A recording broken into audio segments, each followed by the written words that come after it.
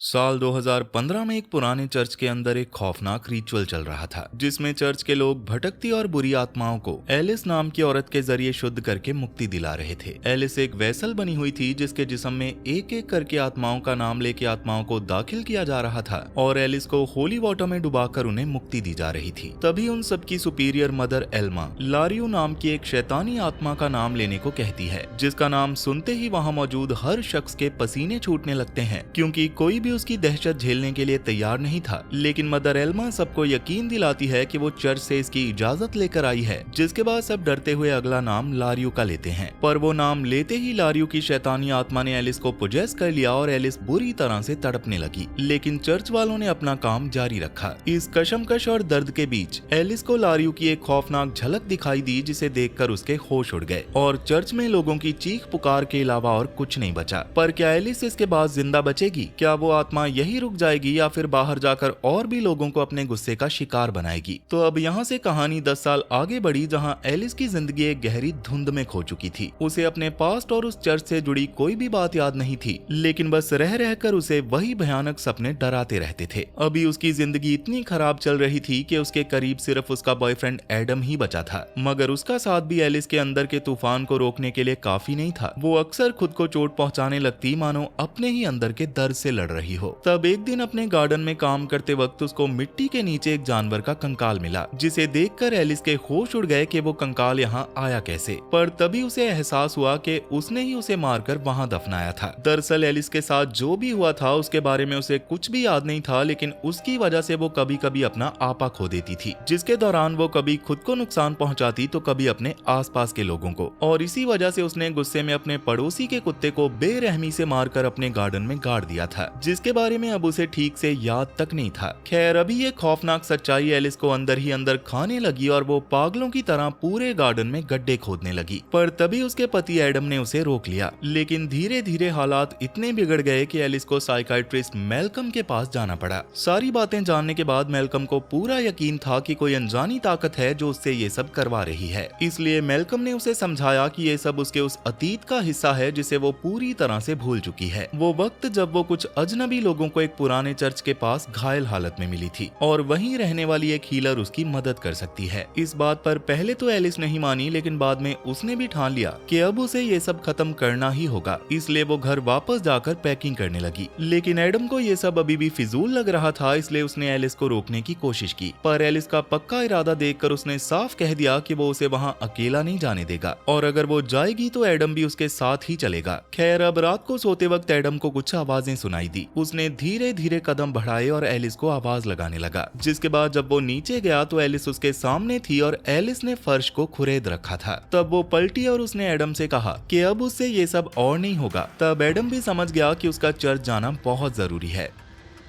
अब इसके अगले दिन वो निकलने की तैयारी करते हैं, जहां एलिस ने जाने के लिए अपनी फ्रेंड ग्वेन को भी इनवाइट किया था, जिससे एडम खुश नहीं था। लेकिन कोई और रास्ता ना होने की वजह से ग्वेन के वहां आने पर वो बिना देरी किए चर्च की ओर निकल पड़े। उनका सफर काफी लंबा था, मगर जैसे जैसे मंजिल करीब आती जा रही थी वैसे वैसे एलिस की बेचैनी बढ़ती जा रही थी। अब इसके बाद वो लोग चर्च के एरिया में एंटर हुए, जहाँ रोड पर उन्हें कुछ लोग नजर आए जिनकी कार खराब थी। वो सारे लोग एलिस को ही घूर रहे थे, मानो वो एलिस को जानते हों। दूसरी ओर मदर एल्मा अपने घर पर मौजूद थी और उसके पास उसका बेटा खायरूम एलिस की हेल्प की बात लेकर आता है। तब एलिस का नाम सुनते ही एल्मा ने मना कर दिया, मगर खायरूम उसकी मदद करना चाहता था। लेकिन एल्मा ने उसे डांट कर चुप करा दिया, क्योंकि वो नहीं चाहती थी कि खायरूम उसकी मदद करने के बारे में सोचे भी। इधर एलिस और उसके साथी चर्च तक आ चुके थे, जिसे देखकर एलिस को थोड़ा सा अनईजी फील हुआ। जिसके बाद एलिस और ग्वेन दोनों ही चर्च के अंदर आ गए और ये वही जगह थी जहाँ एलिस के जरिए उस रिचुअल को परफॉर्म किया गया था। यहाँ एलिस को धीरे धीरे कुछ न कुछ याद आ रहा था, जिसे वो ग्वेन को बताने लगी कि यहाँ एक रिचुअल परफॉर्म किया जाता था, जिसमें एक इंसान को जरिया बनाकर उसके अंदर भटकती हुई आत्माओं को डाला जाता था और फिर उन्हें होली वाटर में डुबाकर मुक्ति दी जाती थी। अब एलिस को ये सब याद तो आ गया था, मगर उसकी यादें धुंधली सी थी, जिसकी वजह से उसको किसी की शक्ल याद नहीं थी। इसी बीच बाहर एडम को एक लॉकर बेसमेंट का दरवाजा मिला, इसलिए उसने उस दरवाजे के साथ ज्यादा छेड़छाड़ नहीं की। इधर ग्वेन एलिस को बाहर चलने को कहने लगी, मगर एलिस ने कहा कि वो थोड़ी देर यहीं रुकेगी। और ये सुनकर ग्वेन वहाँ से चली गई। तब ग्वेन के जाने के बाद एलिस वहाँ एक रूम के दरवाजे को खोलती है, जिसकी दीवारों में खुरेद कर एक पेंटिंग बनाई हुई थी जिसमें एलिस के साथ क्लारा नाम लिखा हुआ था और उस नाम के नीचे एक स्नेक का साइन था। मगर अभी भी एलिस को याद नहीं आया कि क्लारा कौन है। इसी बीच उसे वहाँ पर एक एल्बम भी मिली जिसमें एलिस और क्लारा की फोटो थी और उस फोटो को देखकर एलिस की पुरानी यादें ट्रिगर हो गई और उन यादों में एक चीज तो साफ थी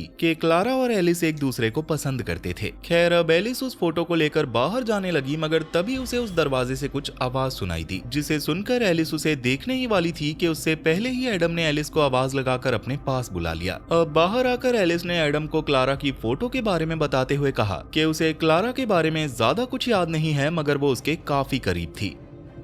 वहीं दूसरी ओर हायरूम एलिस को हील करने के लिए घर से निकल ही रहा था, मगर तभी एल्मा भी उसके साथ बैठ गई। लेकिन इस बार एल्मा हायरूम को रोकने की कोशिश नहीं कर रही थी, बल्कि वो खुद ही एलिस को हील करने के लिए मान गई थी। अब इसके बाद हायरूम और एल्मा एलिस के पास आ पहुंचे। एलिस ने हायरूम को देखा, मगर उसे पहचान तक नहीं पाई, जिसे देखकर हायरूम काफी हैरान था, क्योंकि उस पुराने चर्च में वो एक मेन इंसान हुआ करता था। खैर, हायरूम सबको मदर एल्मा से मिलवाता है और फिर वो लोग उस चर्च के अंदर उस जगह दाखिल हो जाते हैं जहाँ रिचुअल शुरू होना था। उस समय चर्च की दीवारों को देखकर एलिस को इतना याद जरूर आया कि कैसे भटकती आत्माओं को उसके जरिए मुक्ति दी जाती थी, मगर उसके आगे की यादें मानो कहीं खो गई थी। उस दौरान एलिस की बातें सुनकर हायरूम उसे पुराने दिन याद दिलाने लगा। उसने बताया कि वो उससे सिर्फ 2 ब्लॉक्स दूर रहता था और वो उसे स्वीट्स भी गिफ्ट किया करता था, लेकिन एलिस के दिमाग में अब भी सब धुंधला था। खैर, अभी जब माहौल थोड़ा भारी हुआ तो एल्मा ने एक खास हेलिसिनोजन मेडिसिन तैयार करनी शुरू कर दी। ये एक ऐसी दवाई थी जिसे पीकर वो सब हेलुसिनेशन की दुनिया में चले जाते, जो कि एलिस की खोई हुई यादों को वापस लाने का एक इकलौता जरिया था। अब दवाई बनाने के बाद एल्मा ने वो सबको दी और बताया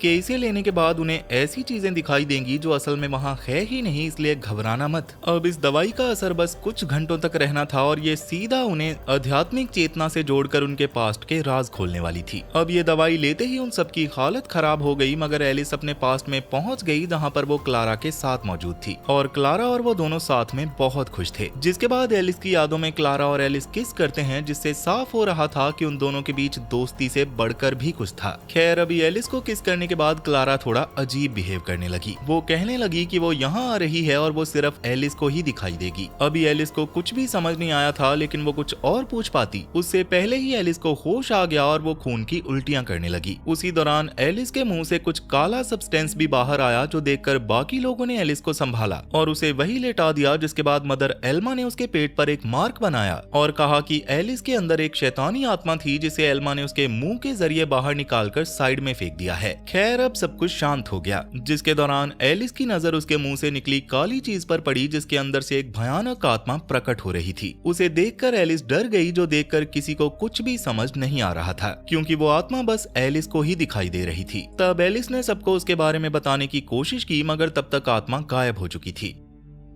खैर, एलिस का रिचुअल पूरा होने के बाद एल्मा और हायरूम वहां से जाने लगे। उस दौरान एल्मा ने हायरूम को साइड में ले जाकर कहा कि शैतान अब आजाद हो चुका है और अब वो उसकी जिम्मेदारी है, इसलिए वही उससे निपटेगी, जिस पर हायरूम भी मान गया। जिसके थोड़ी देर बाद एलिस, एडम और ग्वेन जंगल में ही थोड़ा सा आराम करने लगे, जिसके दौरान एलिस अकेली बैठकर क्लारा के बारे में सोच रही थी, क्योंकि इनडायरेक्टली वो उसके साथ कनेक्शन फील कर रही थी। इधर ग्वेन और एडम भी उसी बारे में बात कर रहे थे कि जो उन्होंने चर्च में देखा वो बहुत भयानक था। उस दौरान उनकी बातों के बीच में एलिस आ गई, जो काफी रिलीफ महसूस कर रही थी, जैसे उसके पास्ट की सारी टेंशन अब दूर हो चुकी हो। वो उन लोगों से कहने लगी कि उसे क्लारा के बारे में बहुत कुछ पता चला है, जैसे क्लारा और वो दोनों एक साथ थे और वो क्लारा को बहुत पसंद करती थी और उन्होंने किस भी किया था। मगर ये बात को सुनकर एडम को गुस्सा आ गया और वो एलिस से कहने लगा कि उसने उससे ये बात छुपाई है, मगर एलिस को भी ये बातें अभी पता चली थी। लेकिन इसके बावजूद एडम ने एलिस से लड़ाई कर ली, जिसके कारण एलिस नाराज होकर वहाँ से चली गई। पर उसके जाने के बाद एडम को एहसास हुआ कि उसने उससे बेफालतू की लड़ाई कर ली है। दूसरी ओर एलिस गुस्से में खंडर के पास आई, जहां उसे वही स्नेक का साइन एक पत्थर पर मिला, जिसके नीचे एक कपड़ा दबा हुआ था। उस पत्थर में एक चाबी भी थी, जिसे एलिस ने संभाल कर अपने पास रख लिया। दरअसल ये वही जगह थी जहां क्लारा और एलिस अक्सर आया करती थी। इसी बीच एडम वहां पहुंचा और एलिस से माफी मांगने की कोशिश करने लगा, मगर एलिस काफी नाराज थी, इसलिए वो वहां से जाने के लिए मुड़ी ही थी, पर तभी एडम ने उसे पकड़कर रोक लिया। दूसरी ओर ग्वेन अकेली पैकिंग करने में बिजी थी कि तभी अचानक उसे चर्च के अंदर किसी के जाने की आहट हुई। उसे देखकर ग्वेन तुरंत उसके पीछे अंदर चली गई और सीधे उसी कमरे में पहुंच गई जहां एलिस को वो एल्बम मिली थी। अंदर आते ही ग्वेन की नजर दीवार पर बनी क्लारा और एलिस की उस पेंटिंग पर पड़ी, जिसे देखकर वो पूरी तरह से दंग रह गई। मगर तभी कमरे का दरवाजा अपने आप ही बंद हो गया, जो देखकर डरते हुए ग्वेन ने तुरंत माचिस की तीली जलाकर उजाला करने की कोशिश की। मगर तभी उस रोशनी में एक बेहद डरावनी आकृति उभर कर सामने आई और ये आकृति किसी और की नहीं बल्कि बिच लारियो की थी। अब तक ग्वेन को भी अपने पीछे किसी की मौजूदगी का एहसास हो चुका था, जिसकी वजह से वो खौफ के मारे चिल्लाने लगी। तब उसके चिल्लाने की आवाज सुनकर एडम और एलिस उसे बचाने के लिए चर्च के अंदर दौड़े, लेकिन तब तक ग्वेन खुद को बचाने में कामयाब हो चुकी थी। एलिस और एडम के पास जाने पर ग्वेन ने उन्हें वो सब कुछ बताया जो उसके साथ अभी गुजरा था। मगर एडम को ये सब सिर्फ उस दवाई का असर लग रहा था, इसलिए इस बात को नजरअंदाज करते हुए वो सब चर्च से बाहर आ गए। लेकिन बाहर आते ही उनका सामना एक खौफनाक मंजर से हुआ। वहाँ कुछ लकड़ियों पर जानवरों के कटे हुए सर लटके हुए थे, जिसे देखकर उन सबकी हालत खराब हो गई थी। इसलिए तीनों तुरंत वहाँ से निकलने लगे, मगर गाड़ी स्टार्ट ही नहीं हुई क्योंकि किसी ने पूरी रात कार की हेडलाइट्स को ऑन छोड़ दिया था और इसी वजह से अब तक गाड़ी की बैटरी खत्म हो चुकी थी। तब ये सब देखकर एडम ने एलिस को तुरंत हायरुम को कॉल करने को कहा और एलिस के बुलाने पर हायरुम वहाँ पहुंचा और उसने फटाफट अपनी कार की बैटरी से उनकी कार को रिवाइव कर दिया, जिसके बाद उसने उन्हें जल्दी से जल्दी वहाँ से निकलने की सलाह दी क्योंकि जो आत्मा एलिस के अंदर कैद थी अब वो पूरी तरह से आजाद हो चुकी थी। इतनी बात कहकर हायरुम वहाँ से जाने लगा, मगर उसके निकलने से पहले एलिस ने उसे रोककर क्लारा के बारे में सवाल कर लिया। ये सुनते ही हायरुम के चेहरे पर डर साफ दिखाई देने लगा और वो एलिस को बिना कोई जवाब दिए तेजी से वहाँ से निकल गया। जिसके बाद उन लोगों के वहाँ से निकलने की बारी थी, मगर एलिस ने जाने से साफ मना कर दिया क्योंकि उसका मानना था कि वो अभी भी अपने पास्ट के बारे में पूरी तरह से नहीं जान पाई है और वो हर हाल में क्लारा की सच्चाई का पता लगाना चाहती थी।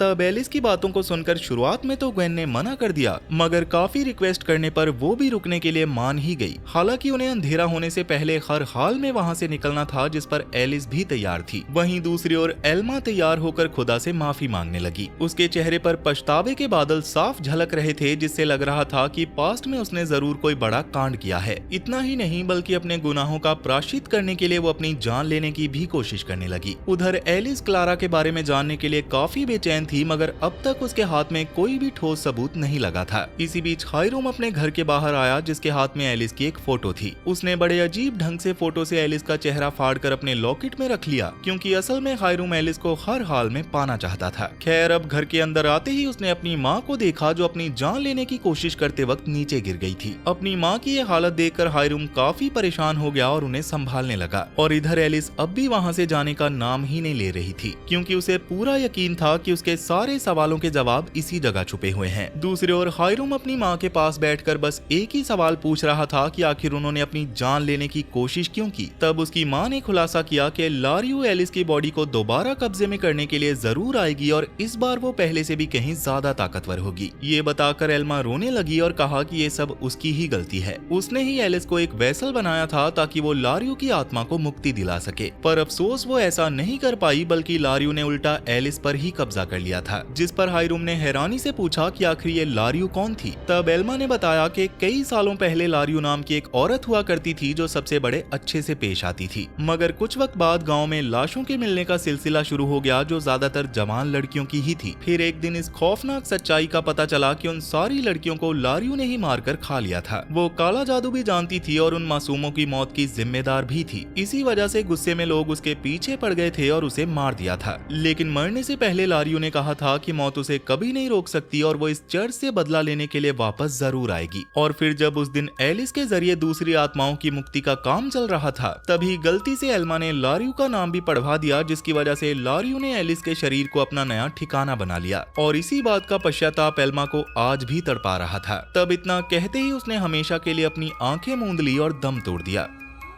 वहीं बाहर एडम और ग्वेन इंतजार में बैठे थे, मगर एलिस अंदर गहरी चिंता और सोच में डूबी हुई थी। ग्वेन किसी भी तरह जल्दी से जल्दी घर निकलना चाहती थी, मगर एलिस अपनी जिद पर अड़ी रही, क्योंकि वो हर हाल में सब ठीक करके क्लारा का सच जानना चाहती थी। तब एडम ने भी एलिस को घर चलने के लिए मनाने की कोशिश की, पर जब एलिस वहाँ से नहीं हिली तो एडम ने हार मान ली। उसने एलिस को ये कहा कि वो हर कदम पर उसके साथ है। जिसके थोड़ी देर बाद एडम और ग्वेन कहीं जाने लगे, जिसके दौरान एलिस भी उन पर नजर रख रही थी। वो दोनों चर्च में ही ही जा रहे थे जो देखकर एलिस भी उनके पीछे पीछे चर्च में आ गई। वहाँ उन दोनों के बीच किसी बात को लेकर बहस हो रही थी और तभी एडम और ग्वेन के अफेयर का खौफनाक पर्दाफाश होता है। ये दोनों काफी समय से एक दूसरे के करीब थे। ग्वेन चाहती थी कि एडम एलिस को हमेशा के लिए छोड़ दे, लेकिन एलिस की नाजुक हालत देखकर एडम का मन नहीं माना। उसने ग्वेन से कहा कि जैसे ही एलिस थोड़ी बेहतर होगी वो उसे छोड़ देगा। ये सारी बातें एलिस अपने कानों से सुन रही थी और ये धोखा जानकर उसे गहरा सदमा लगा। इसलिए एलिस गुस्से में टूटकर वहाँ से जाने लगी, मगर उसकी आहट एडम के कदमों तक भी पहुँच गई। तब वो उसे रोकने के लिए पीछे भागा, पर एलिस टस से मस नहीं हुई और तेजी से जंगल की ओर निकल गई। और जंगल में भटकते हुए एलिस को अपने पास्ट की कुछ पुरानी यादें सताने लगी। कई साल पहले एलिस और क्लारा के बीच एक गहरा रिश्ता हुआ करता था, लेकिन हायरम को एलिस पसंद थी। जब उसने उन दोनों को इतना करीब देखा तो जलन के मारे उसने ये सारी बातें एलिस के पेरेंट्स को बता दी और एलिस के घर वाले इस रिश्ते के सख्त खिलाफ थे। इतना ही नहीं बल्कि उस समय जब बात खुद पर आई तो क्लारा ने अपना बचाव करने के लिए सारा दोष एलिस पर मढ़ दिया और इल्जाम लगाया कि एलिस ही उसके साथ जबरदस्ती करती थी। अब वैसे क्लारा के पिता चर्च के बड़े लीडर थे, इसलिए एलिस के पिता ने बिना सोचे समझे क्लारा की बात मान ली, क्योंकि उनके खिलाफ जाने का मतलब पूरे चर्च से दुश्मनी लेना था। और इसी वजह से एलिस के पिता ने एलिस को अपने घर और चर्च दोनों से बाहर निकलवा दिया। एलिस ने अपने पिता के सामने बहुत मिन्नतें की, मगर उस पर झूठे इल्जाम लगाकर उसे दर दर भटकने के लिए छोड़ दिया गया और इन पुरानी यादों के बोझ से एलिस टूट गई और वहीं जमीन पर गिर पड़ी। दूसरी ओर एडम और ग्वेन उसे जंगल में ढूंढ रहे थे, मगर एलिस का कहीं पता नहीं चला। इसी बीच ग्वेन एडम से काफी नाराज हो गई, क्योंकि ना तो एलिस मिली और ना ही एडम उसका साथ दे रहा था। तब आखिरकार एडम भी फ्रस्ट्रेटेड होकर चुपचाप कार में जाकर बैठ गया। वो कार में बैठे बैठे खुद को ही कोस रहा था, पर इसी बीच एडम के ठीक पीछे से एक लड़की निकलकर आगे चली गई, जिसका उसे एहसास तक नहीं हुआ। तभी एडम को बाहर से कुछ अजीब सी आवाजें सुनाई दी, जिन्हें सुनकर वो तुरंत गाड़ी से बाहर आ गया। दूसरी ओर ग्वेन को भी ऐसा लग रहा था जैसे कोई उसे पुकार रहा हो। वो उस वक्त टेंट में मौजूद थी कि तभी अचानक उसके सामने वही भयानक लारियू की आत्मा आ गई। तब ग्वेन ने उसकी मौजूदगी अपने ठीक पीछे महसूस की और वो डर के मारे चिल्लाती हुई टेंट से बाहर निकलकर एडम से लिपट गई। उसने बताया कि टेंट के अंदर कोई है और उसे फौरन अंदर देखना चाहिए, मगर जब एडम ने अंदर झांका तो वहाँ कोई भी नहीं मिला। ग्वेन इतनी सहम गई थी कि उसने डर के मारे कार स्टार्ट की और वहाँ से भागने लगी। एडम ने उसे आवाज लगाकर रोकने की बहुत कोशिश की, मगर वो नहीं रुकी।